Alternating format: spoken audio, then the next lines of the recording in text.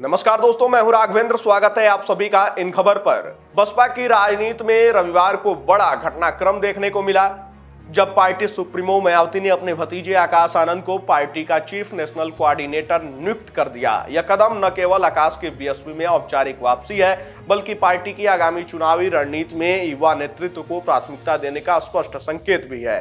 रविवार को दिल्ली में बीएसपी की एक अहम बैठक हुई, जिसमें आकाश आनंद की भूमिका पर अंतिम निर्णय लिया गया।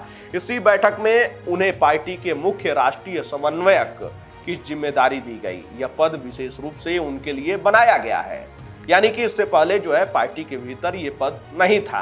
और अब पार्टी ने 3 वरिष्ठ नेशनल कोऑर्डिनेटर रामजी गौतम, रणधीर बेनीवाल और राजा राम सीधे आकाश को रिपोर्ट करेंगे।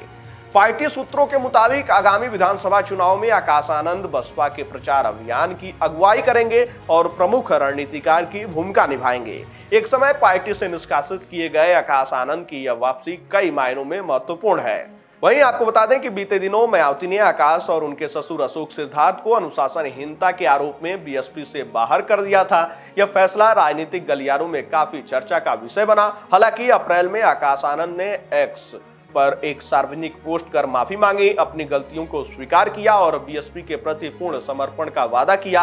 उन्होंने यह भी लिखा है कि वे किसी भी रिश्तेदार या सलाहकार की राजनीतिक सलाह नहीं लेंगे और मायावती को ही अपना राजनीतिक गुरु और रोल मॉडल मानते हैं। मायावती ने उनकी इस आत्मस्वीकृति और पार्टी के प्रति प्रतिबद्धता को स्वीकार करते हुए एक और मौका देने का ऐलान किया।